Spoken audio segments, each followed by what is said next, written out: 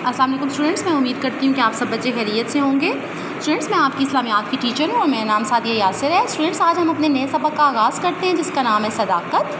सदाकत से मुराद है सच्चाई या रास्तबाजी। सदाकत से मुराद तो बेटा सच्चाई या रास्तबाजी, यानी ऐसी बात कहना जिसे कोई जुटला ना सके, यानी ऐसी सच्ची बात जिसको कोई बंदा भी जुटला ना सके कि ये झूठी है।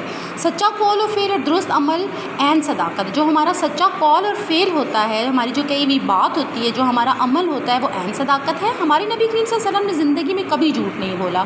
जो हमारे आखिरी रसूल हैं स्टूडेंट्स, उन्होंने ज़िंदगी में, अपनी पूरी ज़िंदगी में कभी झूठ नहीं बोला। जो उनकी जो ज़िंदगी है, जो दो उनकी ज़िंदगी के अदवार हैं, एक मक्की ज़िंदगी और एक मदनी ज़िंदगी, उसमें आप सल्लम ने कभी झूठ नहीं बोला। इसलिए मक्का मुकरमा वाले आप सल्लम को सादिक यानी सच बोलने वाला कहकर पुकारते थे।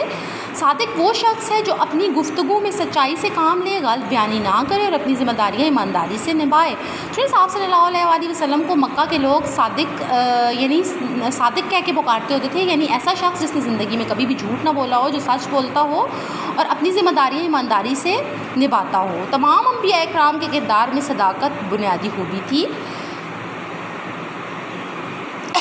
उन्होंने अपने पैरोकारों को हमेशा सच्चाई और सदाकत का दर्स दिया। जितने भी पैगंबर दुनिया में तशरीफ़ लाए हैं, उनके किरदार की जो बुनियादी खूबी है वो सदाकत ही थी, और उन्होंने अपने पैरोकारों को भी हमेशा सच बोलने की तलकीन की। हज़रत इब्राहीम अलैहिस्सलाम और हज़रत मूसा अलैहिस्सलाम ने ज़ालिम और जाबिर बादशाहों के सामने कड़ी मुश्किलात के बावजूद हमेशा सच बोलकर कलमा हक़ बुलंद किया। जो हज़रत मूसा और हज़रत जो इब्राहीम अलैहिस्सलाम हैं, उन्होंने इतनी मुश्किलात बर्दाश्त की, लेकिन जाबिर बादशाहों के सामने उन्होंने हमेशा सच बोला। स्टूडेंट्स, मैं उम्मीद करती हूँ कि आपको ये सबक सदाकत समझ आ गई होगी। थैंक यू स्टूडेंट्स एंड अल्लाह हाफ़िज़।